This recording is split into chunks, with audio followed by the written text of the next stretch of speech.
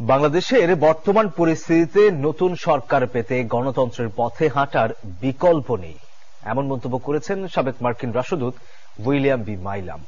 শনিবার সকালে রাজধানীতে এক সংলাপে কথা বলেন তিনি। বাংলাদেশে মানবাধিকার পুনরুদ্ধারে যুক্তরাষ্ট্র পাশে থাকবে বলে জানান যুক্তরাষ্ট্রের আরেক সাবেক কূটনীতিক জন এফ ড্যানিলোভিচ। বিপ্লব পরবর্তী সময় বাংলাদেশ যুক্তরাষ্ট্র সম্পর্কের পরিবর্তনশীল গতিপথ, ভূ রাজনীতির নানা দিক নিয়ে আলোচনা করতে সিজিএস আয়োজন করে নতুন ভোরের পথে ঢাকা। গণ অভ্যুত্থানের পরবর্তী বাংলাদেশ যুক্তরাষ্ট্র সম্পর্কের নতুন গতিপথ শীর্ষক এই সংলাপে, যেখানে উপস্থিত ছিলেন বাংলাদেশে নিযুক্ত যুক্তরাষ্ট্রের সাবেক রাষ্ট্রদূত উইলিয়াম বি মাইলাম এবং যুক্তরাষ্ট্রের সাবেক কূটনীতিক জন এফ ড্যানিলোভিচ। সংলাপে দেওয়া বক্তব্যে উইলিয়াম বি মাইলাম বলেন, বিপ্লব পরবর্তী বাংলাদেশে গণতান্ত্রিক মানবাধিকার ও রাজনৈতিক সমস্যাগুলো পর্যবেক্ষণ করে দেখছেন তারা।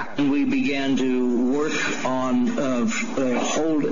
trying to educate the American government and the American people about Bangladesh, and particularly about the problems with democracy and human rights. এই সময় যুক্তরাষ্ট্রের সাবেক কূটনীতিক জন এফ ড্যানিলোভিচ বলেন, ট্রাম্পের বক্তব্যের ভুল ব্যাখ্যা দিয়ে একদল বাংলাদেশ যুক্তরাষ্ট্রের সম্পর্ক নষ্ট করতে চাচ্ছে। The President of the United States to know the details of a small USAID program in Bangladesh, but those who are spreading the disinformation, including the former State Minister for Information, know that it's not true, and they're deliberately spreading a lie to undermine this government, to destabilize this country, and to harm U.S.